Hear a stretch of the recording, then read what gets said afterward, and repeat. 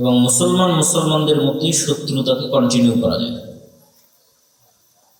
যাতে হরমুজ প্রণালী, বাব আল মানদেব, সুয়েজ খাল একক কোনো মুসলিম নেতার হাতে না থাকে, আর যত তেল এবং গ্যাসের রিসোর্সগুলো আছে এটাও একক কোনো মুসলিম নেতার হাতে না থাকে, বিভক্ত টুকরো টুকরো। তাহলে যখন যাকে যেভাবে ইচ্ছা তখন তাকে সেভাবে ব্যবহার করা যায়। যখন ইরাকের প্রেসিডেন্ট সাদ্দাম হোসেনের বিরুদ্ধে তাকে ধ্বংস করার দরকার হবে, তখন তার সাথে যার শত্রুতা তৈরি করার দরকার হবে। আবার যখন আর এক দেশকে ধ্বংস করার দরকার হবে, তখন তার সাথে যার শত্রুতা করার দরকার হবে। এই ডিভাইড অ্যান্ড রুল, ভাগ করো এবং শাসন করো, এই যে পদ্ধতি, তো পৃথিবীর সকল সম্ভাবনা থাকার পরেও মুসলমানরা সবচেয়ে অসহায় এবং সবচেয়ে মজলুম। তার অন্যতম একটি কারণ হচ্ছে যে সমস্ত ভ্রান্ত মতবাদ দিয়ে মুসলমানদের বিভক্ত রাখা হয়েছে, সেই ভ্রান্ত মতবাদ। এবং দ্বিতীয় আরেকটি বড় কারণ, যদিও ইদানিং বহু বক্তব্যে আমি দাজ্জাল এবং মাহদী, ইয়াজুজ মাজুজ এগুলো নিয়ে আলোচনা করেছি, সেক্ষেত্রে আমি দেখেছি মানুষের মধ্যে একটা মনের ইচ্ছা লক্ষ্য করা যায় যে মানুষ, আমার ধারণা যে সাধারণ মুসলমানদের যদি অবস্থা হয় তাহলে অন্য সব জায়গায় সকলের একই অবস্থা, যে সবাই এই মনে করে বসে আছে যে হ্যাঁ আমার তো কিছু করার দরকার নাই, ইমাম মাহদী আসবে উনি সব করবে, ঈসা আলাইহিস সালাম আসবে উনি সব করবে, তাহলে অন্য মুসলমানদের আর মুসলিম নেতাদের আর কোনো করণীয় নেই। এই চিন্তা যদি সুলতান মোহাম্মদ আল ফাতেহ করতেন তাহলে উনি মাটির উপর, পাহাড়ের উপর দিয়ে জাহাজ চালাতে পারতেন না। উনি কিন্তু ইস্তাম্বুল বিজয় করার সময় মাটির উপর দিয়ে জাহাজ চালাইছে, পানির উপর দিয়ে না। মানে যখন সকল রাস্তা বন্ধ হয়ে গেছে, যখন সবাই হাল ছেড়ে দিয়েছে যে না এবারও ইস্তাম্বুল বিজয় সম্ভব নয়, ইস্তাম্বুল বিজয় করার জন্য, তুরস্ক বিজয় করার জন্য একদম আল্লাহর নবীর যুগ থেকে সুলতান মোহাম্মদ আল ফাতেহের যুগ পর্যন্ত অসংখ্য মুজাহিদ বাহিনী চেষ্টা করেছে, কেউ পারেনি। কেন, এটা খ্রিস্টানদের সবচেয়ে, যেমন আজকের ইতালির রাজধানী রোম, এরকম বাইজেন্টাইন এম্পায়ারের রাজধানী হচ্ছে তুরস্কের রাজধানী কনস্টান্টিনোপল, কুস্তুনতুনিয়া, ইস্তাম্বুল। এটা বিজয় করা এত সহজ নয়। তো যখন সবাই হাল ছেড়ে দিয়েছে, তখনও সুলতান মোহাম্মদ আল ফাতেহ স্বপ্ন দেখছেন যে না ইস্তাম্বুল বিজয় সম্ভব। তো যাওয়ার যে কোনো রাস্তা নাই, তবু তাহলে মাটির উপর দিয়ে জাহাজ চলবে। মাটির উপর দিয়ে কেমনে জাহাজ চলবে? তো বলে নিচের কাঠ বিছাও, কাঠের উপর তেল লাগাও, আর তার উপরে জাহাজ উঠাও, তেলের ঘর্ষণে জাহাজ টেনে নিয়ে, তেলের ঘর্ষণে জাহাজ টেনে নিয়ে গিয়ে এমন জায়গায় জাহাজ নামাও যেখানে শত্রু কল্পনাও করেনি যেখানে জাহাজ নামতে পারে। তুমি যদি চিন্তা করতেন যে না ইস্তাম্বুল বিজয় করার কাজটা ইমাম মাহদী, কেন হাদিসে কিন্তু আছে কিয়ামতের পূর্ব মুহূর্তে ইস্তাম্বুল বিজয়, ইস্তাম্বুল বিজয়ের কাজ যেহেতু ইমাম মাহদী, তা আমার করে কি লাভ? আমার করে তো কোনো লাভ নেই। আর সুলতান সালাহুদ্দিন আইয়ুবী যদি মনে করতেন যে মসজিদে আকসা আমি আর কি করতে বিজয় করবো, এটা ইমাম মাহদীর কাজ, তাহলে এখনো ওই খ্রিস্টান ক্রুসেডারদের হাতেই মসজিদে আকসা থাকতো। তো রাসূলুল্লাহ সাল্লাল্লাহু আলাইহি ওয়াসাল্লাম আমাদের যে থিওরি শিখিয়েছেন, সেই থিওরিটা হচ্ছে, তোমরা যদি দেখো যে সূর্য পশ্চিম দিকে ঠিকই উঠে গেছে, মানে কিয়ামত হয়ে গেছে, তারপরেও যদি তোমার হাতে একটা গাছের চারা থাকে তাহলে ওটাকে লাগাও। এর নাম হচ্ছে প্রোডাক্টিভিটি, মানে অলস হাত ছেড়ে দিয়ে বসার কোনো সুযোগ নেই। সদা সর্বদা নিজের সময়কে কাজে লাগানো, উঁচু হিম্মত, সৎ সাহস এবং নেতৃত্বের গুণ, এটা কাজে লাগিয়ে সামনের দিকে এগিয়ে যাওয়া। জি না, আপনি হাতের সাথে হাত লাগিয়ে বসে রাখলেন, যেখানে পশ্চিম দিকে সূর্য উঠে গেছে, তখন রাসূল সাল্লাল্লাহু আলাইহি ওয়াসাল্লাম বলতেছে না তোমার হাতে যদি কোনো বীজ থাকে, চারা থাকে, রোপণ করার মতো করো। মানে শেষ সময় পর্যন্ত আমল বা চেষ্টা অব্যাহত রাখতে হবে, এটাই মুসলমানদের কাজ। কেন কেউ জানে না কখন ইমাম মাহদী আসবে, কখন দাজ্জাল আসবে, কখন কিয়ামত হবে, নির্ধারিত সময় কেউ জানে না। হবে এই কথা ঠিক, হবেই হবে, এটাই নিশ্চিত, কিন্তু ওটার অপেক্ষায় আপনার আর কোনো কাজ নাই, এটা হলো তথা আমাদের ইয়াং জেনারেশন, আমাদের মুসলিম উম্মাহ, তাদের কাজ আছে, জ্ঞানে বিজ্ঞানে তাদেরকে সামনের দিকে এগিয়ে যেতে হবে এবং চেষ্টা অব্যাহত রাখতে হবে। যেই মুহূর্তে মুসলমানদের হাতে মোগল সাম্রাজ্য এবং যেই মুহূর্তে ওসমানী খেলাফত, এই সুলতান মোহাম্মদ আল ফাতেহেরই পরবর্তীতে ওসমানী খেলাফত আরো বৃহৎ আকার ধারণ করে তুরস্ক থেকে, সেই মুহূর্তে ইউরোপ জ্ঞান এবং বিজ্ঞান চর্চা কেবল শুরু করছে। 1800 শতক 1700 শতক কেবল জ্ঞান বিজ্ঞানের চর্চা শুরু করেছে, নতুন নতুন কামান, গোলা বারুদ, গুলি, ঠিক আছে, এগুলো, তারপরে যুদ্ধ জাহাজ, এগুলো কেবল নতুন নতুন আবিষ্কার করছে। তো তখন যদি মুসলমানেরা, এই উসমানীয় খেলাফতের মুসলমানেরা অথবা ভারতের মোগল শাসকেরা চিন্তা করতে যে না আমরাও জ্ঞান এবং বিজ্ঞানে বিনিয়োগ করব, এরা এটা করে।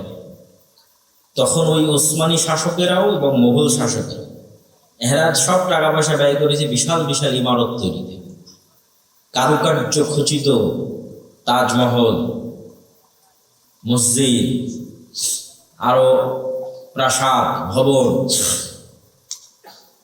উন্নত উন্নত ইঞ্জিনিয়ারিং, শৈল্পিক কেমনে বিল্ডিং বানানো যায়, এটার পিছনে সব টাকা পয়সা শেষ করতেছে। তো তাজমহলের পিছনে যা টাকা ব্যয় করেছে ওই টাকা যদি ভারতের মুসলমানদের সন্তানদের জ্ঞানের পিছনে ব্যয় করা হতো, তাহলে হয়তো মোগল সাম্রাজ্যের পতন নাও হতে পারতো। আল্লাহ আলম, আল্লাহ আলম। হয়তো যখন ব্রিটিশরা এই দেশে এসেছিল তখন হয়তো তাদের মতো শক্তি সামর্থ্য মুসলমানদেরও থাকতো লড়াই করার মতো।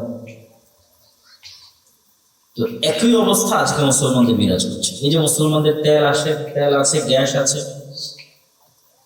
টাকা পয়সা আছে, রিসোর্স আছে, সমুদ্রের প্রণালী আছে, কিন্তু এই টাকা পয়সাগুলো মুসলমানরা কি করতেছে?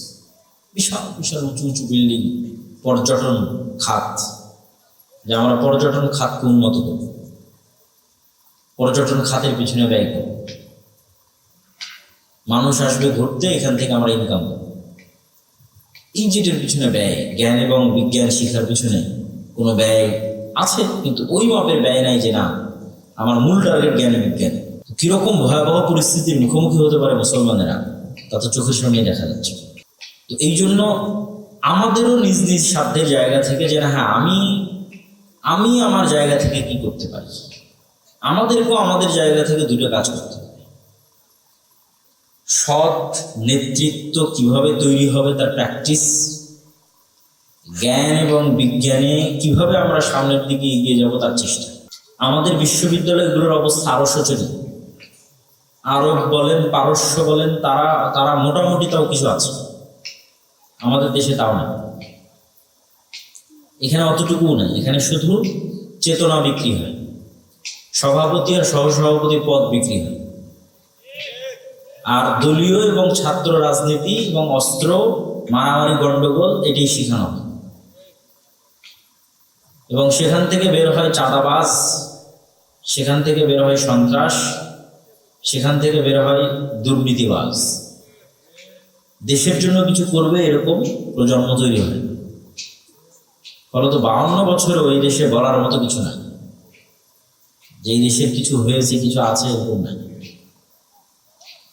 না ডিফেন্স সিস্টেম, না সামরিক খাত, না অন্য আর কোনো জ্ঞান গবেষণা, কোথাও বাংলাদেশ বলতে পারবে না যে না এই জায়গায় আমি নিজের পায়ে দাঁড়িয়ে আছি।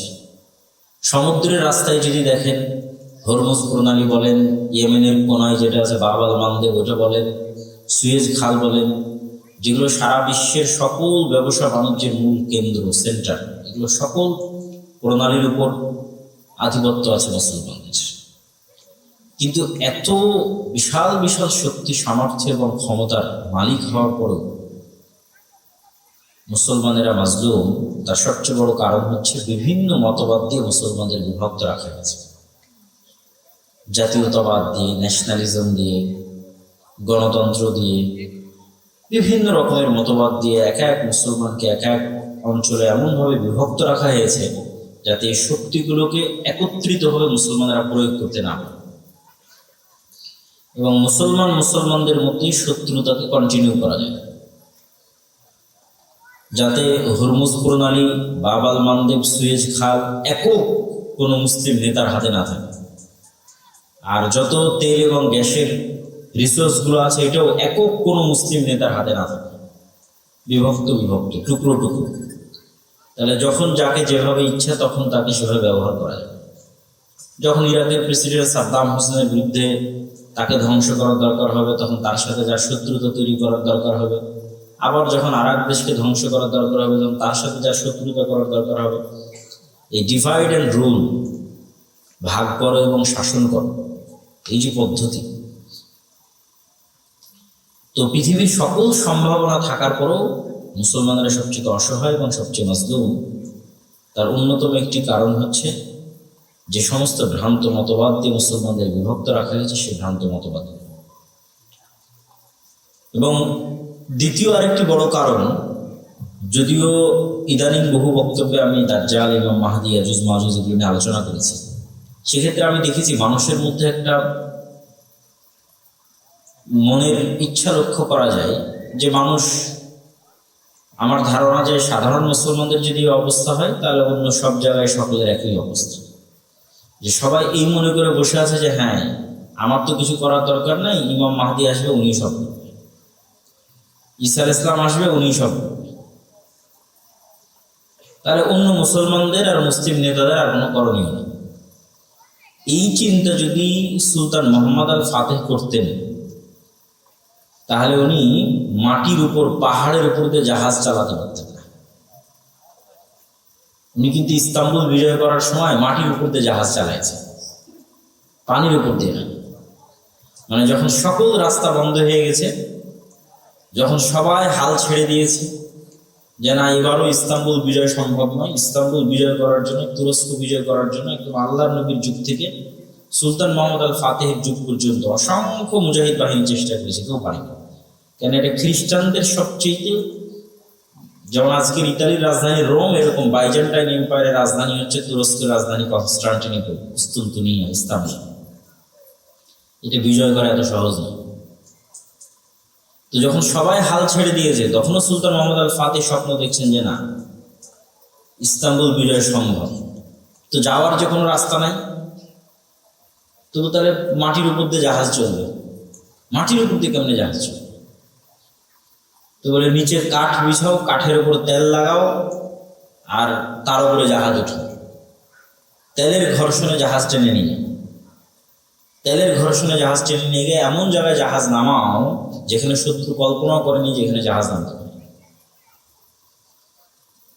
তুমি যদি চিন্তা করতেন যে না ইস্তাম্বুল বিজয় করার কাজটা ইমাম মাহদী, কেন হাদিসে কিন্তু আছে যে কিয়ামতের পূর্ব মুহূর্তে ইস্তাম্বুল বিজয়, ইস্তাম্বুল বিজয়ের কাজ যেহেতু ইমাম মাহদী, তা আমার করে কি লাভ? আমার করে তো কোনো লাভ নেই। আর সুলতান সালাহুদ্দিন আইয়ুবী যদি মনে করতেন যে মসজিদে আকসা আমি আর কি করতে বিজয় করবো, এটি ইমাম মাহদীর কাজ, তাহলে এখনো ওই খ্রিস্টান ক্রুসেডারদের হাতেই মসজিদে আকসা থাকত। তো রাসূলুল্লাহ সাল্লাল্লাহু আলাইহি ওয়াসাল্লাম আমাদের যে থিওরি শিখিয়েছেন, সেই থিওরিটা হচ্ছে, তোমরা যদি দেখো যে সূর্য পশ্চিম দিকে ঠিকই উঠে গেছে, মানে কিয়ামত হয়ে গেছে, তারপরেও যদি তোমার হাতে একটা গাছের চারা থাকে তাহলে ওটাকে লাগাও।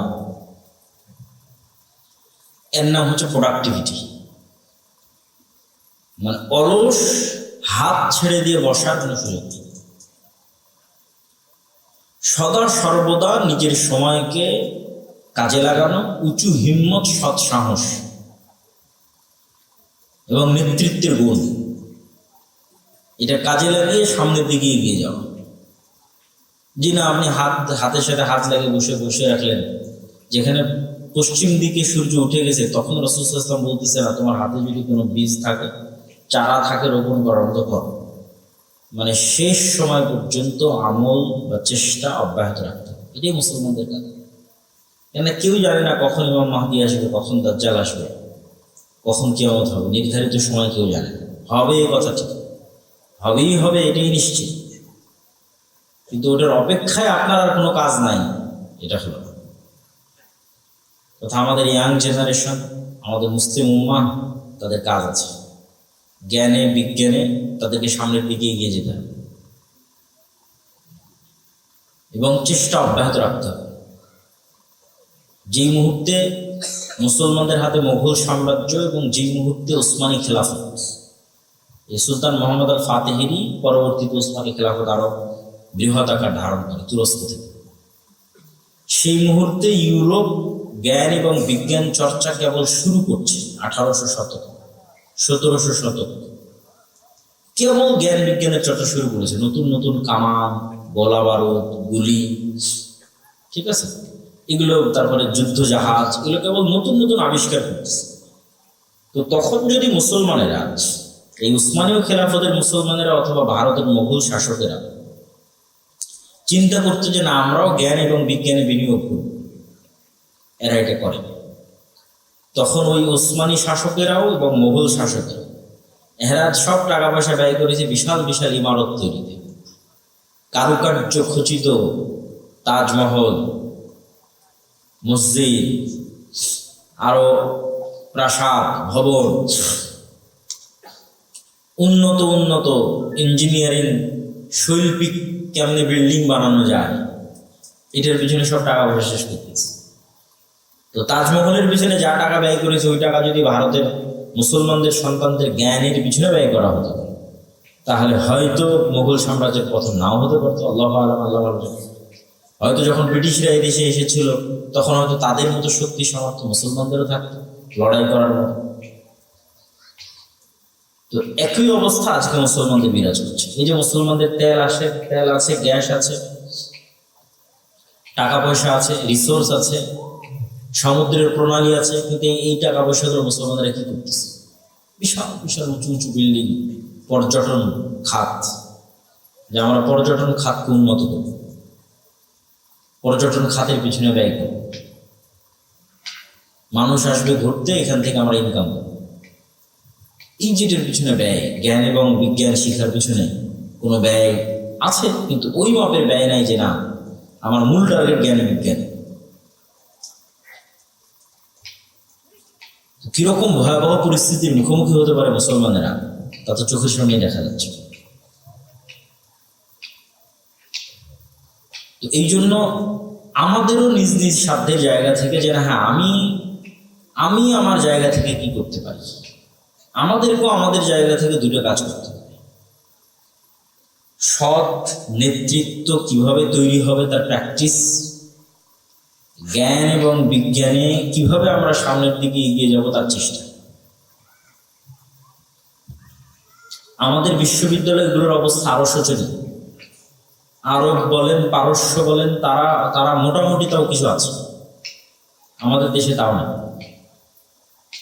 এখানে অতটুকুও নাই, এখানে শুধু চেতনা বিক্রি হয়, সভাপতি আর সহসভাপতির পদ বিক্রি হয়, আর দলীয় এবং ছাত্র রাজনীতি এবং অস্ত্র, মারামারি, গন্ডগোল, এটাই শেখানো হয়। এবং সেখান থেকে বের হয় চাঁদাবাজ, সেখান থেকে বের হয় সন্ত্রাস, সেখান থেকে বের হয় দুর্নীতিবাজ। দেশের জন্য কিছু করবে এরকম প্রজন্ম তৈরি হয়। ফলত 52 বছরে ওই দেশে বলার মতো কিছু নাই, যেই দেশের কিছু হয়েছে, কিছু আছে, এরকম নাই। না ডিফেন্স সিস্টেম, না সামরিক খাত, না অন্য আর কোনো জ্ঞান গবেষণা, কোথাও বাংলাদেশ বলতে পারবে না যে না, এই জায়গায় আমি নিজের পায়ে দাঁড়িয়ে আছি। তো এই যে আমাদের ভয়াবহ অবস্থা, এটার থেকে বের হওয়ার জন্য পড়াশোনা, জ্ঞান বিজ্ঞান এবং নেতৃত্বের গুণাবলীর বিকাশ। নেতৃত্বের গুণাবলীর বিকাশ কিভাবে হবে? আগের বহু বক্তব্যে তুলে ধরা আছে যে সত্যবাদিতা এবং ন্যায়পরায়ণতাই হচ্ছে নেতৃত্ব বিকাশের একমাত্র রাস্তা। যে কোনো মানুষ চিন্তা করবে যে আমি শতভাগ সত্য বলবো এবং শতভাগ ন্যায় প্রতিষ্ঠা করব, সেই নেতা। প্রথমে কোথায় করতে হবে? প্রথমে পরিবারে, তারপরে কোথায় করতে হবে? আশেপাশে। পরিবারে আমি আমার স্ত্রীকে হক দিই না, মানে আমি নেতা নই, আমার মধ্যে নেতৃত্বের যোগ্যতা নাই, আমাকে দিয়ে আল্লাহ সুবহানাহু ওয়া তাআলা নেতৃত্বের খেদমত নেবেন না। বাবা মায়ের কথা শুনি না, বাবা মায়ের হক আদায় করি না, মানে আমি নেতা নই। নিজের বোনকে পিতার সম্পত্তিতে ন্যায়ের সাথে ভাগ দেইনি, তার মানে আমি নিজেই জালেম, আমি ন্যায় প্রতিষ্ঠাকারী নই। তাহলে নেতা তৈরি হয় এই দুটো জিনিসের উপর ভিত্তি করে, সত্য বলা এবং ন্যায় প্রতিষ্ঠা করা। তা আমরা মসজিদ মাদ্রাসায় সালাত, সিয়াম, হজ, যাকাত, দোয়া দরুদ সবই শিখিয়েছি, কিন্তু দেখবেন ওখান থেকে বের হয়ে ওই আলেম, ওই মৌলানা, মাদ্রাসা শিক্ষক, ইসলামী দলের নেতা কর্মী, কারোর মধ্যেই এই দুটো গুণ নাই, সত্যবাদিতা নাই, ন্যায় নিষ্ঠা নাই। সালাত, সিয়াম, হজ, যাকাত আছে, ফলত সেও আর নেতা হতে পারতেছে না। নেতা হতে হলে তাকে এই দুটো গুণ লাগবে। আমরাও নেতা হতে পারতেছি না এই দুটো গুণের অভাবে। শতভাগ সত্যবাদিতা না থাকা এবং শতভাগ ন্যায়পরায়ণতা না থাকা, এটিরই নেতা তৈরি। এটার প্র্যাকটিস এবং কালচার আমাদের মধ্যে নিয়ে আসতে হবে। আল আমরু বিল মারুফ ওয়ান নাহি আনিল মুনকার, সৎ কাজের আদেশ দিতে হবে, অসৎ কাজে বাধা দিতে হবে। অসৎ কাজ মানে শুধু গান বাজনা হলে এটা অসৎ কাজ। অসৎ কাজ মানে মেয়ে মানুষ বেপরদায় ঘুরলে এটা অসৎ কাজ, শুধু এগুলো অসৎ কাজ। অসৎ কাজ মানে আর একজনের পুকুরে মাছ ছাড়বে, তো আর এক নেতা এসে বলতেছে তাকে চাঁদা না দিলে মাছ ছাড়তে দিবে না, এটাও অসৎ কাজ। এটাও যেদিন মসজিদ এবং মাদ্রাসা থেকে বাধা দিতে পারবে ন্যায়ের সাথে, ওদিন ওখান থেকেই নেতা তৈরি হবে। অন্যায়ের প্রতিবাদ করতে গিয়ে নেতা তৈরি হবে, এবং সেখান থেকে নেতা তৈরি হলে কোন নেতাকে আল্লাহ কবুল করবে, আল্লাহ সুবহানাহু ওয়া তাআলা করবে। যে কোনো একজন নেতাকে আল্লাহ কবুল করতে পারে, কিন্তু এই কালচার তো নাই যে আল আমরু বিল মারুফ ওয়ান নাহি আনিল মুনকার, এটা কালচারটাই তো নেই। এই কালচারটা তৈরি করতে হবে যে না, আমি অসৎ কাজে বাধা দিই। অসৎ কাজ মানে সকল অসৎ কাজ, মানুষের সাথে যে অসৎ কাজ অন্যায় হচ্ছে ওটা তো বাধা দেবে।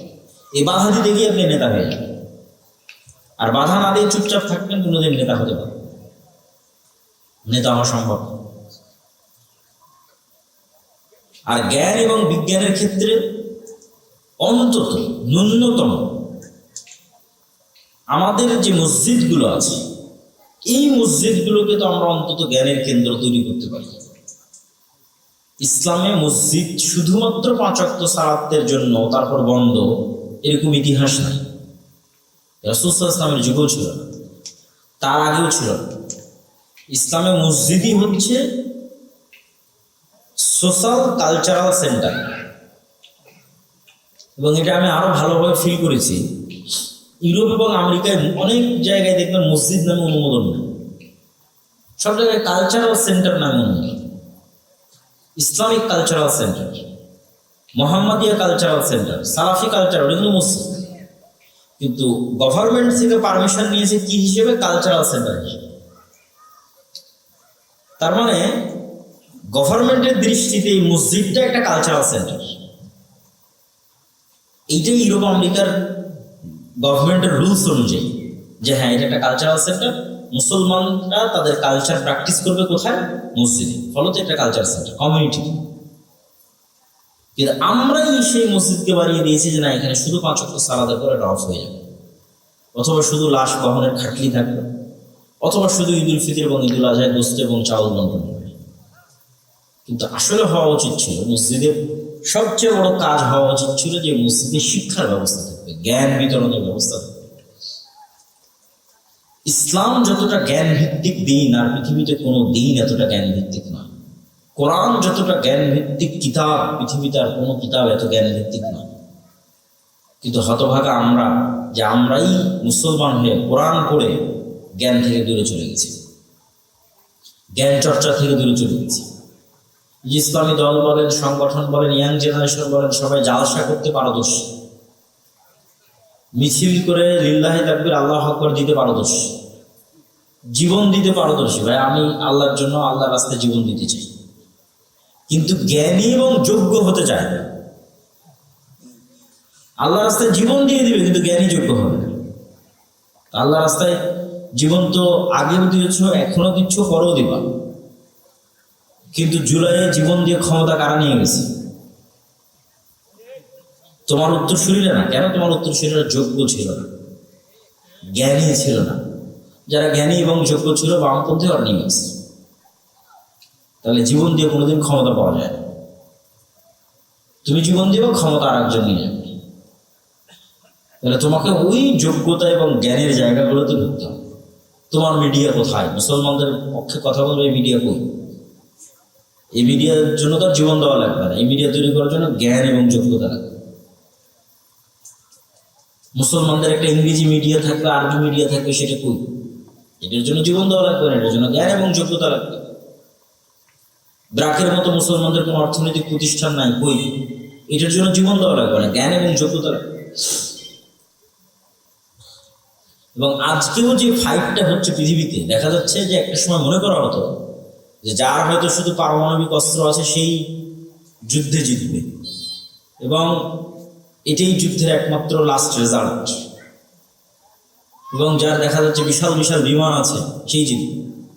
কিন্তু নিকট অতীতে পাকিস্তান এবং ভারতের যুদ্ধে, তারপরে পাকিস্তান আফগানিস্তান, এখন ইরান এবং ইসরায়েল, এই যুদ্ধগুলোতে যে দেখা যাচ্ছে যে না, ন্যূনতম ড্রোন বানানোর জ্ঞান থাকলেই একটা যুদ্ধকে কন্ট্রোল করে ফেলা যায়। রাশিয়া এবং ইউক্রেন যুদ্ধ চলছেই ড্রোনের উপর। যে যত ভালো ড্রোন বানাতে পারে, যে যত ভালো ড্রোন উড়াতে পারে,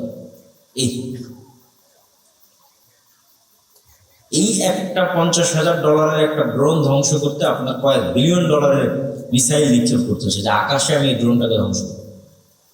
এই $50,000 একটা ছোট্ট ড্রোন কি আপনার কোনো তেল শোধনাগার, কোনো বড় কোনো কোম্পানি কোথাও গিয়ে পড়ে যাচ্ছে, আগুন লেগে যাচ্ছে, মানুষ ভয় পেয়ে যাচ্ছে। তো দেখা যাচ্ছে যুদ্ধের চিত্রই পাল্টে যাচ্ছে ইউক্রেন এবং রাশিয়ার যুদ্ধ থেকে আজ পর্যন্ত ড্রোনই সবকিছু। তো জ্ঞান এবং বিজ্ঞানের সাথে যতক্ষণ মুসলমানেরা কানেক্টেড না হচ্ছে, মসজিদকে যতক্ষণ জ্ঞানের মার্কাজ না বানাচ্ছে এবং জ্ঞান চর্চার যতক্ষণ চেষ্টা না করতেছে, শেখুল ইসলাম ইবনে তাইমিয়া রাহিমাহুল্লাহ বলেছেন প্রত্যেক মুসলমানের জন্য কোরআন নিজে বুঝতে পারবে এরকম এতটুকু জ্ঞান অর্জন করা ফরজ।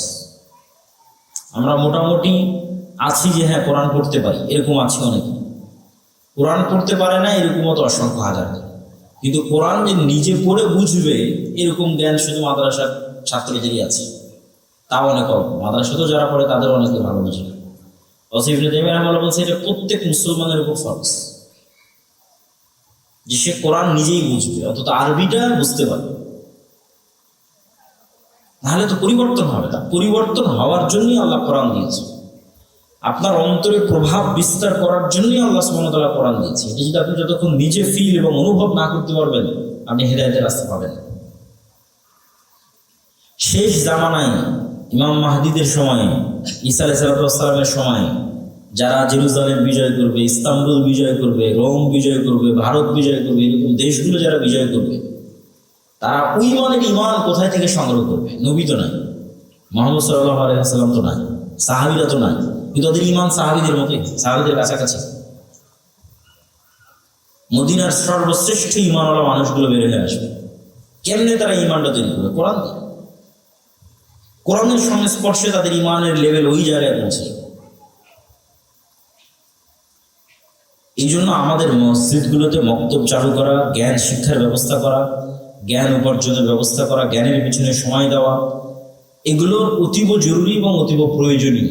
এবং এই যে যা অর্থ আমরা জালসা সম্মেলনের জন্য ব্যয় করে থাকি, এই অর্থের একটা অংশ যদি আপনি ইমামের বেতন বাড়ানোর জন্য ব্যয় করেন, এই অর্থের একটা অংশ যদি ইমামকে ভালো প্রশিক্ষণ দেওয়ার জন্য ব্যয় করেন, এই অর্থের একটা অংশ যদি ওই ইমামকে প্রশিক্ষণ দিয়ে গ্রামে মক্তবের বাচ্চাদের কেমনে শতভাগ মক্তবে বাচ্চাদের উপস্থিত করানো যায়, তার পুরস্কার প্রতিযোগিতা, ওগুলোর পিছনে ব্যয় করেন, তাহলে আপনার এই জালসা করে যা উপকার হয়েছে তার চেয়ে 10 গুণ 100 গুণ বেশি উপকার। শুধু এই ছোট্ট ছোট্ট পদক্ষেপ, যে না আমার মসজিদের ইমাম হবে খুবই যোগ্যতা সম্পন্ন, ফলত একটা ভালো বেতন দিতে হবে, এই ইমাম সাহেবকে আমি আরো অনেক ট্রেনিং করাতে চাই, ইমাম সাহেবকে আমি মসজিদে মক্তব চালাতে চাই, গ্রামের সব বাচ্চা যেন মক্তবে আসে, তার জন্য বিভিন্ন রকমের পুরস্কার, চকলেট ইত্যাদি, সাইকেল ইত্যাদি বিতরণের ব্যবস্থা করতে চাই, যাতে পুরো গ্রামের একটা বাচ্চাও কোরআন এবং দ্বীনের জ্ঞান থেকে দূরে না থাকে। এটা সবচেয়ে স্থায়ী, পার্মানেন্ট এবং দীর্ঘমেয়াদী। কেন এরাই এই মক্তবে যারা পড়তেছে, এরাই তো বিভিন্ন স্কুল কলেজে এই দেশের ডিসি, ওসি, এসপি, মন্ত্রী, মিনিস্টার এই জায়গাগুলোতে যাবে। তো ছোটতে যদি আপনি তাদের শিখিয়ে দিতে পারেন নবীদের জীবনী, সাহাবীদের জীবনী, ঈমান, আকীদা, আদর্শ, সত্যবাদিতা, ন্যায়পরায়ণতা, এর কিছু না কিছু প্রভাব থাকে। এই জন্য আমাদের যে নিজস্ব মক্তবের সিলেবাস আছে, এটা ওইভাবেই তৈরি করা। তালিমউদ্দিন বা আদর্শ শিক্ষা, যেটার উপর আপনারা বক্তব্য অলিম্পিয়াড দেখলেন এনটিভির পর্দায়, ছোট ছোট বাচ্চাদের নবীদের জীবনী থেকে শুরু করে আদব কায়দা থেকে শুরু করে সব কিছু, এই সিলেবাসের উপর ট্রেনিং দিয়ে আপনাদের আশেপাশের সকল মসজিদে বক্তব্য চালু করা দরকার। আর এই ট্রেনিংয়ের জন্য যাতায়াত খরচও ফ্রি, এই ট্রেনিংয়ের জন্য থাকা খাওয়াও ফ্রি, এই ট্রেনিংয়ের জন্য সিলেবাসও ফ্রি। মানে বাচ্চারা যে সিলেবাসটা নেবে, বইটা নেবে, এটাও ফ্রি। তো এত কিছু বিনামূল্যে দেওয়ার পরেও যদি এই কাজে আপনারা আগ্রহী না হন, তাহলে জবাবদিহিতা তো আল্লাহ সুবহানাহু ওয়া তাআলার দরবারে আপনাদের দিতে হবে। প্রিয় উপস্থিতি, ইয়াং জেনারেশনের উদ্দেশ্যে এবং উপস্থিত সকলের উদ্দেশ্যে, মুসলমানদের এই যে পরিবেশ এবং পরিস্থিতি, এই পরিবেশ এবং পরিস্থিতি সামনে আরো ভয়াবহ হবে। ফিতনা থামার লক্ষণ খুব কম এবং আমাদেরকে অনেক বড় বিপদ এর মুখোমুখি হতে পারে। দুর্ভিক্ষ যদি দেখা দেয় বাংলাদেশে, আশ্চর্যের কিছু না। এরকম পরিস্থিতি যদি আর 2-3 মাস চলে, তেল এবং গ্যাসের সংকট, আর এই সংকট শুধু বাংলাদেশে তা নয়, এই ইন্দোনেশিয়া, মালয়েশিয়া, ফিলিপাইন, থাইল্যান্ড একই সিনারি, ভারত, পাকিস্তান, এমনকি ইউরোপ, এমনকি আমেরিকা, সব জায়গায় সেম সিনারি।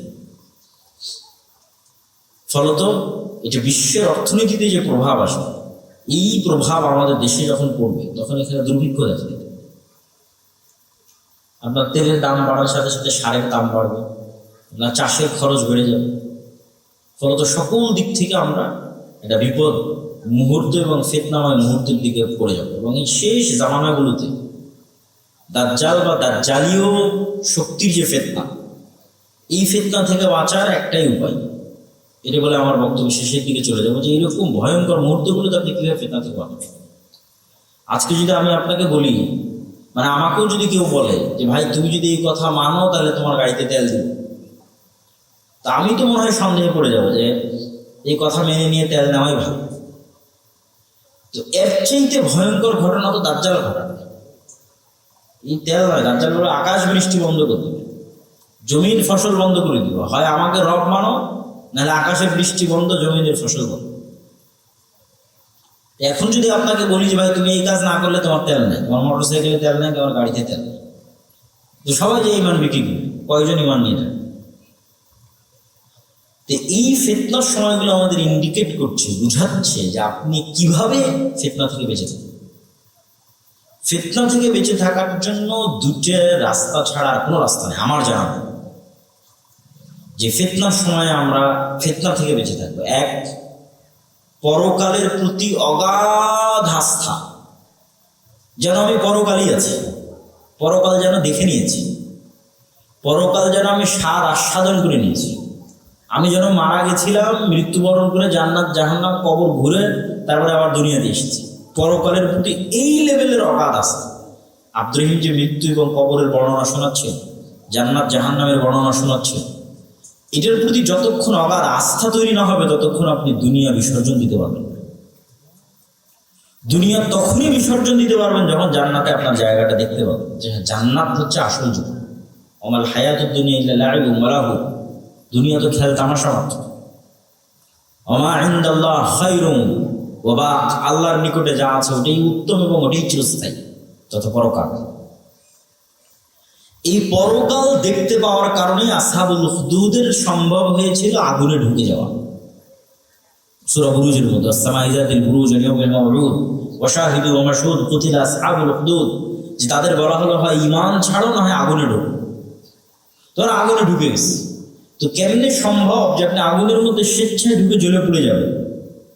তখনই সম্ভব যখন আপনি আগুনের মধ্যে জান্নাত দেখতে পাবেন, আর ওই আগুন থেকে পিছনে যখন জাহান্নাম দেখতে পাবেন। যে আমি যদি আগুনে না ঢুকি, ঈমান ত্যাগ করি, তাহলে পিছনে আমার বাড়ি ঘরে আসলে জাহান্নামের আগুন অপেক্ষা করছে।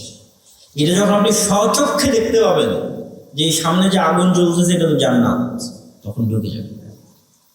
এই সেম ঘটনা দাজ্জাল ঘটাবে, বলবে দাজ্জালের জান্নাত জাহান্নাম, দাজ্জালের জাহান্নাম জান্নাত। পরকালের প্রতি অগাধ আস্থা ছাড়া আপনি ঈমান বাঁচাতে পারবেন না।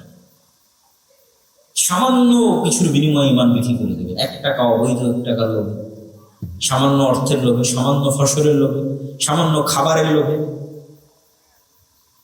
আর যখন আপনি মাটি কামড়ে পড়ে থাকবেন যে না খেয়ে মরে যাব, কিন্তু ঈমানের উপর মারা যাবে, কিন্তু এটাই আলটিমেট সফলতা, সর্বোচ্চ সফলতা। ঈমানের উপর মরতে পারা এটাই সফলতা, দুনিয়া অর্জন করা সফলতা না। তাহলে পরকালের উপর অগাধ আস্থা ছাড়া শেষ জামানার ফিতনা থেকে বাঁচা সম্ভব না। 2, আল্লাহর ক্ষমতা এবং শক্তি সম্পর্কে জ্ঞান অর্জন। আল্লাহর ক্ষমতা, শক্তি, সাহায্য, তাওহীদ, এগুলো দিয়ে কোরআন পরিপূর্ণ। 3, সালাতের উপর অটল থাকা। তাওহীদ কত গুরুত্বপূর্ণ যে ইব্রাহিম আলাইহিস সালাতু ওয়াস সালাম আল্লাহ সুবহানাহু ওয়া তাআলার নিকটে দোয়া করছেন, রব্বি জাআল হাযাল বালাদা আমিনা ওয়াজনুবনি ওয়া বানিয়া আন না'বুদাল আসনাম। হে আল্লাহ, এই মক্কা শহরকে নিরাপদ করে দেন, আর আমার পরবর্তী বংশধর যেন কেউ মূর্তি পূজক না হয়, শিরক না করে। আরো একটা দোয়া কি করছেন, রব্বি জাআলনি মুকিমাস সালাহ ওয়া মিন যুররিয়াতি। আল্লাহ, আমি যেন কোনোদিন বেনামাজি না হই, আমার পরবর্তী বংশধর যেন বেনামাজি না হয়। তাহলে পরকালের উপর অগাধ আস্থা, আল্লাহর উপর ঈমান এবং সালাত, এই তিনটে জিনিস যদি মুসলমান মজবুত ভাবে আঁকড়ে ধরে থাকে, তাহলে পৃথিবীর কোন শক্তি মুসলমানদের পরাজিত করতে পারবে না। পরাজিত করতে না পারা মানে এই নয় যে আপনাকে ক্ষমতা থেকে ফেলে দিল।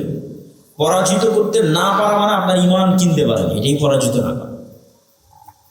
কেননা দাজ্জাল যখন আসবে, সব ক্ষমতা তো দাজ্জাল নিয়েই নিবে।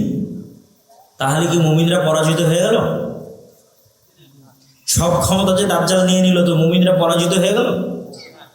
আল্লাহর নবী বলছেন, শামের আকাবা, শামের গিরিপথের মধ্যে একদল মুসলমান অপেক্ষা করবে, যারা ক্ষুধার তাড়নায় তাদের ধনুক পর্যন্ত জ্বালিয়ে খাবে।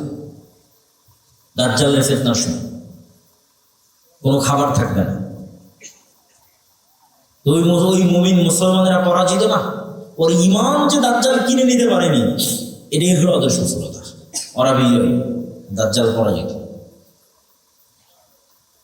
তা আপনি সালাতের উপর অটল আছেন, ঈমানের উপর অটল আছেন, এবং পরকাল দেখতে পাচ্ছেন, এবং পরকালের কারণে দুনিয়ার যে কোনো কিছু আপনি বিসর্জন দিতে পারেন জান্নাতের জন্য। এটার উপর যতক্ষণ অটল থাকতে পারবেন, ততক্ষণ আপনি ফিতনা মুক্ত থাকবেন। ফিতনা যত বড়ই হোক, শেষ জামানার ফিতনা হোক আর শুরুর জামানার ফিতনা। কেননা মৃত্যু মুসলমানদের কাছে একটি কাঙ্ক্ষিত বিষয়।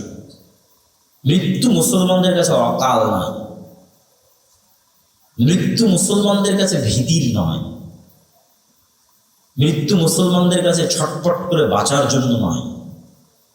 মৃত্যু মুসলমানদের কাছে অগ্রিম প্রস্তুতি, মরা ব্যর্থতা নয়। যারা 200 মানুষ মারা গেল, 5000 মানুষ মারা গেল, 72,000 মানুষ গাজায় মারা গেছে, এটা ব্যর্থতা। মরার জন্যই তো পৃথিবীতে আসা হয়েছে। পৃথিবীতে তো আমরা এসেইছি মরার জন্য। যদি মরা এতই ভয়ঙ্কর ভয়াবহ কিছু হতো, তাহলে সাহাবীরা আর জিহাদ করতেন না, রাসূল সাল্লাল্লাহু আলাইহি ওয়াসাল্লাম জিহাদ করতেন না, যুদ্ধ করতেন না, শহীদ হতেন না। যুদ্ধ অবতীর্ণই হয়েছে শহীদ হওয়ার জন্য। তাহলে মৃত্যু অত্যন্ত স্বাভাবিক এবং অতিকাঙ্ক্ষিত একটি বিষয়, যদি সেটি নাফসে মুতমাইন্না, ইরজিই ইলা রাব্বিকি রাযিয়াতাম মারজিয়া, যে প্রস্তুত আল্লাহর সাথে সাক্ষাতের জন্য, যে প্রস্তুত আল্লাহর কাছে ফিরে যাওয়ার জন্য। অর্থাৎ এটাই আনন্দ যে সে মৃত্যুবরণ করবে, এটাই তো আনন্দ। কেন আজ থেকে 10 দিন পর তো মৃত্যুবরণ করতেই হবে, আজ থেকে 50 দিন পর তো মৃত্যুবরণ করতেই হবে। তাহলে মৃত্যুর ভয়ে মুসলমান কিছু করে ফেলবে এটা অসম্ভব। বরং মুসলমান মৃত্যুকেই আলিঙ্গন করবে, কিন্তু তার ঈমান, তার সালাত, তার পরকালের প্রতি বিশ্বাস, এগুলো বিসর্জন দিবে না, এটাই শান্তি। এই জন্য আপনি 1 টাকা অবৈধভাবে উপার্জন করেছেন। তাহলে ওই 1 টাকা আপনাকে দাজ্জাল দিলে আপনি ওটাও নেবেন, যে ঠিক আছে তোমারটাই নেই, কেন আর 1 টাকার দরকার। আর যদি আপনি শতভাগ হালালের উপর টিকে থাকতে পারেন, তাহলে বোঝা যাবে যে হ্যাঁ, ঈমান নিয়ে ফাইট করার মতো ঈমান, এই পৃথিবীতে ঈমান নিয়ে ফাইট করার মতো ঈমান আপনার আছে, যে আপনি শতভাগ হালালের উপর টিকে আছে বা হারামের ফাঁদে পা দেন। তা আমি আমার বক্তব্য দীর্ঘায়িত করতে চাচ্ছি না। এই সংক্ষিপ্ত আপনাদের জন্য উপদেশ এবং নাসিহার সারমর্ম কি? এই সংক্ষিপ্ত উপদেশ এবং নাসিহার সারমর্ম হচ্ছে, মুসলমানদের জ্ঞান এবং বিজ্ঞানে সামনের দিকে এগিয়ে যেতে হবে, মসজিদগুলোকে জ্ঞানের মারকাজ বানাতে হবে, এবং মসজিদ ভিত্তিক দিন চর্চার চেষ্টা করতে হবে, নেতৃত্বের কালচার তৈরি করতে হবে, আমর বিল মারুফ ওয়া নাহি আনিল মুনকার, সৎ কাজের আদেশ, অসৎ কাজে বাধা দিতে হবে। অসৎ কাজ মানে সকল ধরনের অসৎ কাজ, নেতা মানে ন্যায়পরায়ণ সত্যবাদী, এটা হওয়ার কালচার তৈরি করতে হবে। আর শেষ জামানার ফিতনা থেকে বাঁচার জন্য ঈমান, সালাত এবং পরকালের প্রতি অগাধ আস্থা, এই বিশ্বাসগুলো নিয়ে আমাদের পৃথিবী থেকে বিদায় নেওয়ার চেষ্টা করতে হবে। আল্লাহ সুবহানাহু ওয়া তাআলা আমাদের তৌফিক দান করুক, আল্লাহুম্মা আমিন। আপনাদের যদি কোনো প্রশ্ন থাকে, আমি সেই প্রশ্নগুলোর উত্তর দেওয়ার চেষ্টা করবো ইনশাআল্লাহ। রাত এই জন্য গভীর করলাম না, যে ফজরের সালাতে সবাইকে উঠার চেষ্টা করতে হবে, বলেন ইনশাআল্লাহ। ঈসা আলাইহিস সালাতু ওয়াস সালাম ফজরের সালাতে অবতীর্ণ, তো যে ফজরের সালাতে থাকবে না, অসম্ভব নয় ঈসা আলাইহিস সালামের সাথে সঙ্গী হওয়া। আল্লাহ কবুল করুক আমাদের, আল্লাহ। কোনো প্রশ্ন থাকলে আপনারা করতে পারেন, যদি লিখিত অথবা মৌখিক।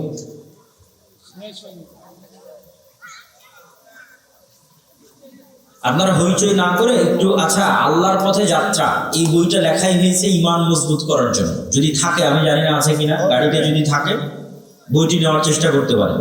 ইমান মজবুত করার জন্য আল্লাহর পথে যাত্রা। মহিলাদের জন্য চাকরি বা ব্যবসার ক্ষেত্রে ইসলামের বিধান কি? বর্তমানে নারীদের চাকরি বা ব্যবসার জন্য নিরুৎসাহিত করা হয়, ইসলামের বিধান মেনে তারা কিভাবে চাকরি বা ব্যবসা করতে পারবে?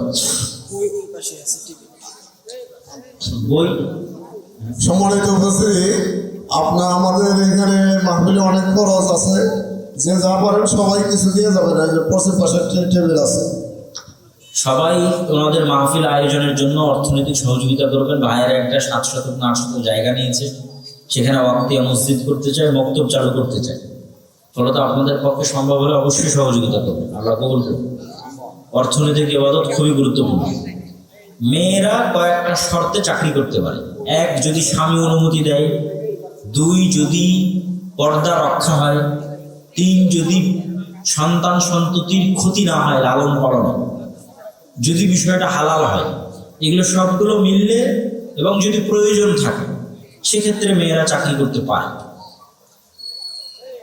ফরজ নামাজে এবং ফ্রি মিক্সিং না থাকে। ফরজ নামাজে কেউ যদি পরে সামিল হয় সেক্ষেত্রে সে কি আল্লাহু আকবার বলে তাকবীরে তাহরিমা দিয়ে হাত বেঁধে পরে ইমাম যে অবস্থায় আছে সে অবস্থায় যাবে, নাকি শুধু আল্লাহু আকবার বলে ইমামের হালতে সামিল হবে? রাসূল সাল্লাল্লাহু আলাইহি ওয়াসাল্লামের আদেশ অনুযায়ী বোঝা যায় সরাসরি ইমাম যে অবস্থায় আছে সেখানে সামিল। ইসলামী মাহফিলের শ্রোতারা বাদাম খায় আর ওয়াজ শুনে, ইসলামের দৃষ্টিতে এটা কি জায়েজ? কোনো সমস্যা নেই। রাসূল সাল্লাল্লাহু আলাইহি ওয়াসাল্লাম বা তার সাহাবীরা দিনের কথা বলার সময় এরকম কিছু করতেন কিনা? দিনের কথা মনোযোগ দিয়ে শোনার ক্ষেত্রে এই ধরনের কাজ থেকে বিরত থাকতে পারে, কিন্তু এটাকে সরাসরি হারাম বলা যায় না। হারামের মতো কিছু নয় এটা। আমি আমার স্বামী সালাত আদায় করি, কিন্তু আমার সন্তানরা সালাত আদায় করে না, তাদের কারণে কি আমরা জাহান্নামে যাব? প্রথমত আপনার সন্তানদের সালাত আদায় শিখাতে পারেননি, সালাত আদায়ের অভ্যাস করতে পারেননি, এটা আপনার ব্যর্থতা। এটা আপনাকে স্বীকার করতেই হবে। বই এত পরে নিয়ে আসতে হবে? ড্রাইভার কই গেছে? তোমার ওই গায়ে যেটা আছে ওটাই তো।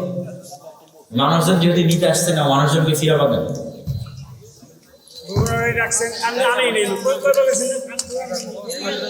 তো আপনি আপনার সন্তানদেরকে বই যারা নিতে চান তারা স্টেজে আসতে পারেন। আপনি আপনার সন্তানদেরকে সালাত শিখাতে পারেননি, এটা আপনার ব্যর্থতা। এখন কি করণীয়? রাসূল সাল্লাল্লাহু আলাইহি ওয়াসাল্লামের আদেশে বোঝা যায় 10 বছর বয়স হয়ে গেছে, সালাত আদায় করে না, এরকম সন্তানকে পিটতে হবে।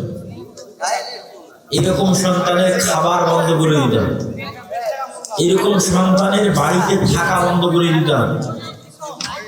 বাড়িতে থাকা, খাওয়া, পড়াশোনার খরচ 10 বছর পার হয়ে গেছে, এরকম কোন সন্তানের পক্ষে সালাত ব্যতীত পাওয়ার কোনো সুযোগ নেই ইসলামের দৃষ্টিতে। এটাই শেষ কথা এবং ফাইনাল কথা।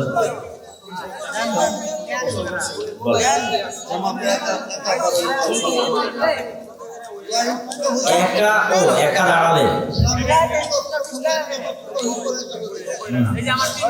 যদি কাউকে সঙ্গী না পায় তো সামনের লাইন থেকে টানার দরকার নাই, একাই দাঁড়াবে। গাজার মানুষ যেই পরিবেশের মধ্যে দিয়ে যাচ্ছে, এই পরিবেশের মধ্যে দিয়ে গাজার কিছু মানুষের ঈমান অবশ্যই ওই সর্বোচ্চ স্তরে পৌঁছে যাবে যেটা অন্য বরাবর। মাঝে মাঝে যখন আমরা গাজার কিছু ভিডিও দেখি তখন আমরা আশ্চর্য হয়ে যাই, ওই লেভেলের ঈমানটা তারা ধরতে পারতেছে বলে মনে হয়। যে বাবা মারা গেছে, ভাই মারা গেছে, বোন মারা গেছে, তারপরেও কি করে স্ট্রং তাদের বক্তব্য, তাদের কথাবার্তা, আল্লাহর তাওয়াক্কুল। জীবনে পরীক্ষা না আসলে বিশুদ্ধ হয় না মানুষ, পরিশুদ্ধ হয়। আরাম এবং আয়েশের মধ্যে কখনো বিশুদ্ধতা আসে না।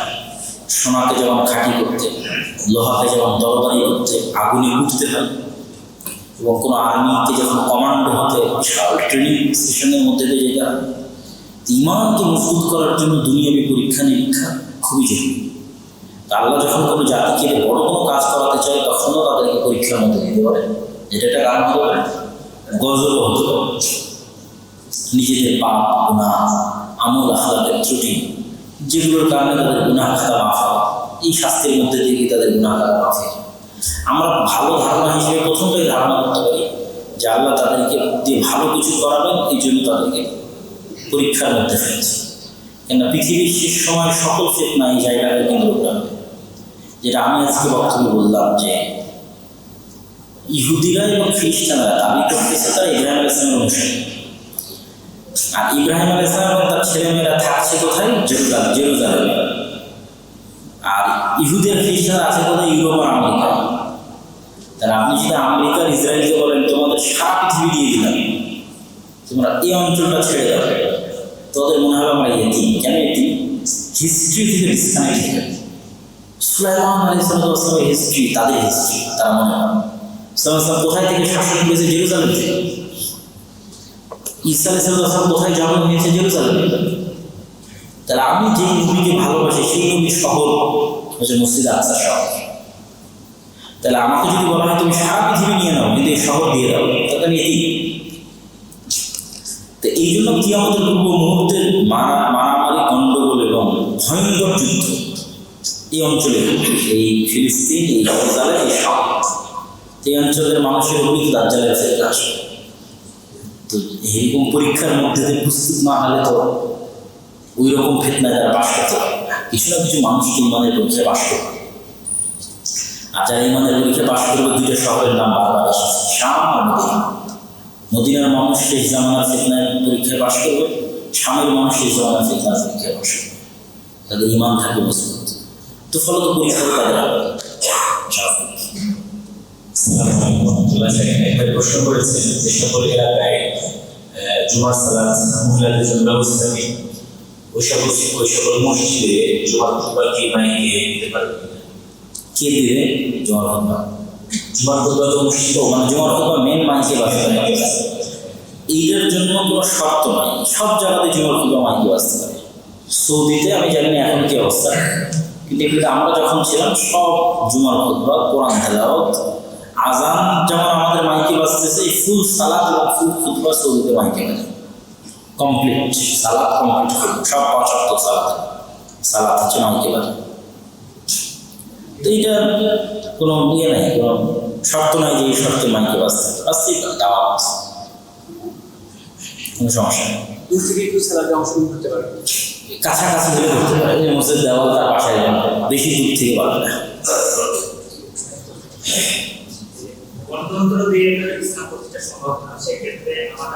কাদের দিয়ে ইসলাম প্রতিষ্ঠা সম্ভব না? আচ্ছা,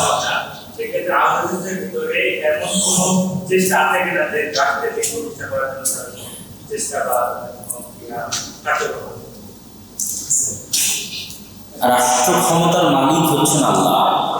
কুলিল্লাহুম্মা মালিকাল মুলক তুতিল মুলকা মান তাশা।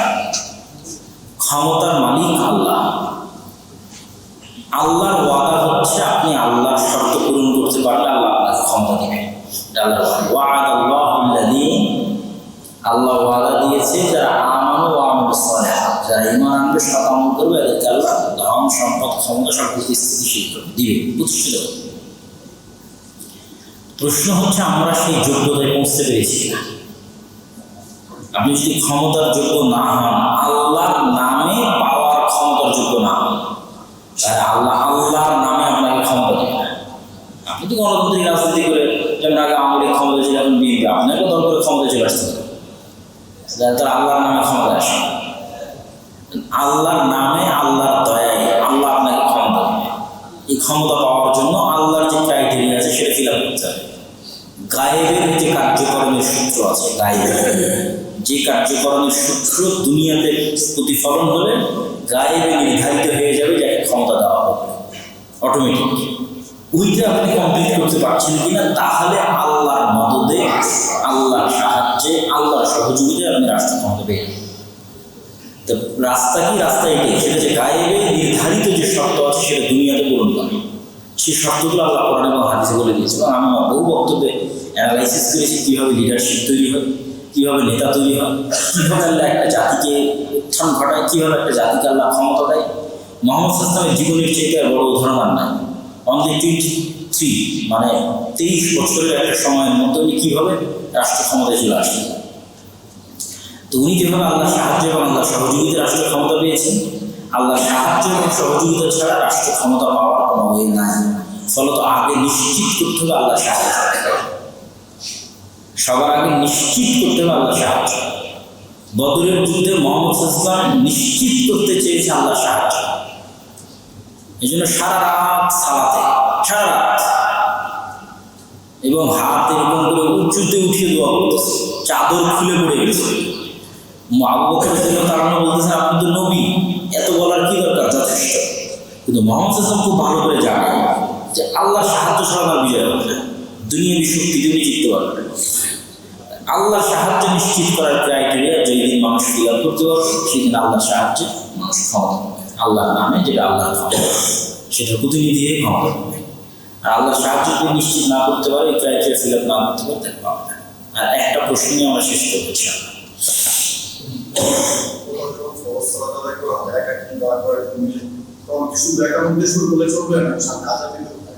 আশেপাশে আজান হয়ে থাকে, আজান দেওয়ার দরকার নেই। কিন্তু এমন শহর, এমন গ্রাম, এমন এলাকায় আছে যেখানে আজান হয় না, আমি জানি খুব ভালো করে, তখন অবশ্যই আমাকে আজান দিতে হবে। তখন আজান দেওয়াটাই ইবাদত, সুন্নাত। আর যেহেতু আশেপাশে সবাই জানি অসংখ্য মসজিদে আজান হচ্ছে, ভক্তের আজান হয়, তখন আমি শুধু কাম। ঠিক আছে, আমার বৈশিষ্ট্য দোয়া করি। আওয়ামী তো আজাদ হয় না আমাদের এলাকাতে। আচ্ছা, তো ওইখানে কি আমরা আজান দিয়ে নামাজ পড়বো নাকি? যদি একত্রিত জামাত করার পরিবেশ থাকে আজান দেওয়া যায়, একাই পড়ার জন্য আজান দেওয়া দরকার। কোনো একটা মুসল্লা মসজিদ করে একত্রিত ফ্লোরে কোথাও জামাত আছে, অগ্রিম আজানের আগে আজান দিতে হবে। জি, দুইটা প্রশ্ন ছিল, আপনি সংক্ষিপ্ত করে উত্তর দিলে হবে। প্রথম প্রশ্নটা হচ্ছে, আমরা জানি রাসূলুল্লাহ সাল্লাল্লাহু আলাইহি ওয়াসাল্লাম প্রথমে পড়তে জানতেন না, লিখতে জানতেন, কিন্তু পরবর্তীতে তিনি আসলে পৃথিবীর সর্বশ্রেষ্ঠ শিক্ষক হিসেবে আবির্ভূত হয়েছেন আমাদের কাছে। তো রাসূলুল্লাহ সাল্লাল্লাহু আলাইহি ওয়াসাল্লামের যে পাঠদান পদ্ধতি, বা এখন আমাদের বর্তমান আধুনিকায়নের যুগে যে হচ্ছে স্টুডেন্ট সেন্টার লার্নিং, যেটাকে বা মানুষতান্ত্রিক শিক্ষা পাঠদান পদ্ধতি যেটাকে আমরা বলি, এটাতে আসলে সামঞ্জস্যতা কোথায় বা পার্থক্য কোথায়, এবং যদি পার্থক্য বা সামঞ্জস্য থেকে থাকে সেটা নিরসন করার জন্য এখন আমাদের আপনারা যারা আছেন বা আমাদের আলেম যারা আমাদের তাজ বই আমরা আমাদের তাদেরকে আমরা তাদের কথাগুলো আমরা মেনটেন করি, চেষ্টা করি পালন করার জন্য, তারা অসংখ্য প্রতিষ্ঠান করছেন। সেগুলোর বাস্তবায়ন আদৌ হচ্ছে কিনা, এটা হচ্ছে মূলত আমার প্রশ্ন। মানে রাসূল সাল্লাল্লাহু আলাইহি ওয়াসাল্লামের টিচিং স্টাইল সেটা বাস্তবায়ন হচ্ছে কিনা, না আধুনিক যে টিচিং সেটা বাস্তবায়ন, সেটার সাথে স্টুডেন্ট সেন্টার লার্নিং এর পার্থক্যটা কোথায় আসলে, সেটা কি আসলে বাস্তবায়ন হচ্ছে? প্রশ্ন দুই হচ্ছে যে আমাদের আসলে ওই সেম আধুনিকায়নের যুগে আসলে এই বৈশ্বিক যে পরিবর্তনটা দেখা যাচ্ছে, যে পশ্চিমা সভ্যতার একটা বিশাল প্রভাব, আধিপত্য বিস্তার আমাদের সমাজগুলোতে সয়লাভ হচ্ছে, সেই জায়গাটা থেকে আসলে আমাদের মুসলিম রাষ্ট্র যেগুলো আছে বা আমরা যারা ইসলামকে প্র্যাকটিস করতে চাই, সেই জায়গা থেকে সমাজবদ্ধভাবেও আমরা আসলে এটা কিভাবে পাশ কাটিয়ে উঠে ইসলামী মূল্যবোধকে ধারণ করতে পারি, এটা আসলে আমাদের জন্য একটা বড় প্রতিবন্ধকতা। এটা আমরা ইউনিভার্সিটি, প্রতিষ্ঠান, সমাজ বা আমাদের প্রত্যেকটা জায়গাতে আসলে এটা একেবারে স্প্রেড হয়ে গেছে। তো এটাকে আসলে কিভাবে পাশ কাটিয়ে উঠতে পারি আমরা পশ্চিমা সভ্যতা, হ্যাঁ, ইসলামী মূল্যবোধকে কায়েম করে, একটা হচ্ছে পাশ কাটিয়ে যাওয়া, আর একটা হচ্ছে ইসলামী মূল্যবোধ কায়েম করা। ইসলামী মূল্যবোধকে আমরা ধারণ করতে চাই, পাশ কাটিয়ে যেতে পারি কিন্তু ইসলামী মূল্যবোধকে ধারণ করতে পারি না। এটা মেনটেন করে ইসলামী মূল্যবোধকে কোথায় ধারণ করতে চাই? আমাদের বাস্তবিক জীবনে, আমাদের সমাজে। প্রথম প্রশ্নের উত্তর হচ্ছে, রাসূল সাল্লাল্লাহু আলাইহি ওয়াসাল্লামের যে শিক্ষাদান পদ্ধতি, এটা নিয়ে আধুনিক যুগে অনেক গবেষণা হয়েছে যে আধুনিক যুগের শিক্ষাদান পদ্ধতির সাথে রাসূল সাল্লাল্লাহু আলাইহি ওয়াসাল্লামের শিক্ষাদান পদ্ধতির মিল এবং অমিল। তাতে দেখা যাচ্ছে যে আধুনিক যুগের যে শিক্ষাদান পদ্ধতিগুলো, যেমন স্টুডেন্ট সেন্টার, এগুলোর অনেক বাস্তবায়ন রাসূল সাল্লাল্লাহু আলাইহি ওয়াসাল্লামের যুগেই ছিল। যেমন যে কোনো কিছু বলার আগে আগে সাহাবীদের জিজ্ঞেস করতো, হাল তাদরুনা মাল গীবা, তোমরা কি জানো গীবত কাকে বলে? অবশ্যই সাহাবীদের থেকে কোনো কেউ অ্যান্সার দেয়, অনেক ক্ষেত্রে অ্যান্সার দিয়েছে।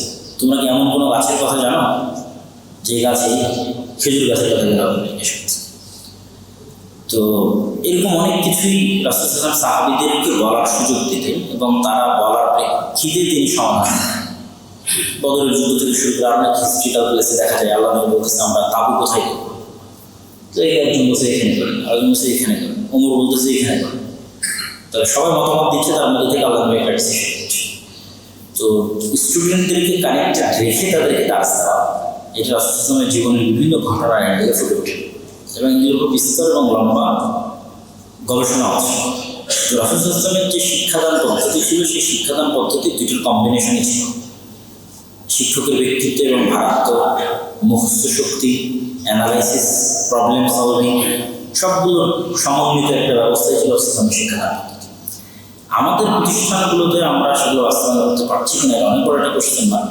এটার অ্যান্সার দেওয়া একবারে টু দ্য পয়েন্ট সম্ভব না। এতটুকু বলতে পারি যে অবশ্যই বাস্তবায়নে আমরা অনেকাংশেই ব্যর্থ, পরিপূর্ণরূপে বাস্তবায়নে ব্যর্থতার পেছনে অনেক কারণ আছে, তবে চেষ্টা করতে হবে। আর দ্বিতীয় যেটা প্রশ্ন ছিল সেটা হচ্ছে মূল্যবোধ, ইসলামের মূল্যবোধ নিজের জীবনে বাস্তবায়ন করা অথবা ধরে রাখা। সব কিছুর পূর্বে জ্ঞান অর্জন। জ্ঞান না থাকলে মানুষ তার নিজের পরিচয়কে খুঁজে পাবে না, আত্মপরিচয়কে খুঁজে পাবে না। কোরআনের সাথে থাকলে, হাদিসের সাথে থাকলে নিজেকে জানতে পারবে এবং ইতিহাস, কোরআনে প্রচুর ইতিহাস বলা আছে। আজকে তো আমরা সব কোরআন থেকেই বললাম সেগুলো ইতিহাস। তো এই ইতিহাসগুলো অ্যানালাইসিস করলে এবং জ্ঞান থাকলে মানুষ নিজের আত্মপরিচয় খুঁজে পায় এবং সে সঠিক সিদ্ধান্ত নিতে পারে যে কোন সময় তার কী করা উচিত এবং কী করলে কী হয়। অতীতের ঘটনাগুলো মাথায় থাকলে এটাও জানা যায় কী করলে কী হয়, ফ্রেমিংটা বোঝা যায় খুব ক্লিয়ার। এইটা ঘটলে এটা হয়, এটা ঘটলে এটা অতীতেই ঘটেছে, সামনে এই ঘটবে। তো যখনই মানুষের কাছে জ্ঞান থাকে এবং তার সাথে ইমানের নূর যুক্ত হয় এবং যেখান থেকে নূর আসবে সেটার সাথে সে কানেক্টেড থাকে। নূর কোথায় থেকে আসবে? নূরের উৎস হচ্ছে ওহী। মানুষের অন্তর তো মৃত, নূর ছাড়া। হার্টবিট প্রকম্পিত হচ্ছে কিন্তু অন্তর মারা গেছে, কেন? নূর নাই। তো এই নূরটা কই থেকে আসবে? নূর আসে ওহী থেকে। ওহী হচ্ছে নূরের উৎস, তথা কোরআন এবং হাদিস। ওখান থেকে যখন আমরা নূর নিব এবং আমাদের অন্তরে নূর থাকবে এবং আমাদের অন্তর আলোকিত থাকবে, জীবিত থাকবে এবং আমাদের কাছে জ্ঞান আছে, গভীর জ্ঞান আছে, তখনই পৃথিবীর যে কোনো পরিস্থিতি, যে কোনো পরিবেশে আমরা আল্লাহ সুবহানাহু ওয়া তাআলার সাথে কানেক্টেড থাকার রাস্তা খুঁজে বের করতে পারবো এবং ইসলামের মূল্যবোধের উপর চলার রাস্তা খুঁজে বের করতে পারবো। সর্বোপরি আল্লাহ সুবহানাহু ওয়া তাআলার সাহায্য চাইতে হবে, কেননা আমাদের আদি পিতা ভুল করেছে এবং তিনি নিজে ভুলেও গেছে। তা আমরাও ভুল করব, ভুলেও যাব। ভুল করেছে কি নিষেধ করেছে? শয়তান হিতাকাঙ্ক্ষী হিসেবে পথভ্রষ্ট করেছে, কসম করে বলেছে আল্লাহর কসম আমি আপনার হিতাকাঙ্ক্ষী হয়ে বলছি, যদি আপনি এই গাছের ফল খান তাহলে আপনি ফেরেশতা হয়ে যাবেন আর পার্মানেন্ট জান্নাতে থাকতে পারবেন, নাহলে গ্যারেন্টি নেই কখন আল্লাহ আপনাকে জান্নাত থেকে বের করে। তাহলে শয়তানের ওয়াসওয়াসা দেওয়ার স্টাইল হচ্ছে আপনার হিতাকাঙ্ক্ষী গুনাহ হিসেবে, ওর মধ্যে কল্যাণই দেখা যে না এই কাজটার মধ্যে করলে এই উপকার আছে, দিয়ে আপনাকে ফাঁদে ফেলে দেবে। তো শয়তানের সাথে শত্রুতার যে সাইকোলজি, এটা আমাদের ধরতে পারতে হবে। এটা ভুল করেছে, ভুলে গেছেন। রুহের জগতে আদম আলাইহিসসালাম দাউদ আলাইহিসসালামকে 40 বছর হায়াত দিয়েছিল। 60 আর 40-এ দাউদের বয়স 100 বছর। এখন যখন মালাকুল মউত চলে এসেছে 40 বছর আগে, তখন আদম আলাইহিসসালাম বলছে আমার হায়াত আরো 40 বছর আছে। বলছে আপনি ভুলে গেছেন, আপনি রুহের জগতে আপনার সন্তানকে 40 বছর দিয়েছেন। তা আল্লাহ নবী বলছে পিতা ভুলে গেছে, সন্তানেরও ভুলে যাবে। তো ভুল করা আর ভুলে যাওয়া মানুষের পার্মানেন্ট অসুস্থ। ফলত এখানে কেউ নিষ্কলুষ, নিখুঁত এবং নিষ্পাপ নয়। ভুল করবে, তওবা করবে, এটির জন্য আল্লাহ আমাদের সৃষ্টি করেছে। ফলত আমি একদম 100% একটা গুনাহ আমার দ্বারা হবে না, এটা আসলে মানুষের পক্ষে সম্ভব না। কিন্তু বারবার আল্লাহর কাছে ফিরে আসতে হবে। তাওয়াব, বারবার তওবা করে। আওয়াব, আল্লাহ সুবহানাহু ওয়া তাআলার কাছে বারবার যে ফিরে আসে, এগুলো নবীদের গুণ আল্লাহ কোরআনে বলেছে। তো আল্লাহ সুবহানাহু ওয়া তাআলার পরিচয় জানা থাকলে এবং বারবার আল্লাহর কাছে ফিরে আসার অভ্যাস থাকে এবং আল্লাহর সাথে কানেক্টেড থাকার অভ্যাস থাকলে, অন্তরে নূর থাকলে, ওহীর জ্ঞান থাকে, শয়তানের ষড়যন্ত্র সম্পর্কে সচেতন থাকে, শয়তানের সাইকোলজি সম্পর্কে নলেজ থাকলে অবশ্যই পৃথিবীর যে কোনো পরিস্থিতিতে মানুষ দিনের উপর টিকে থাকতে পারবে ইনশাআল্লাহ।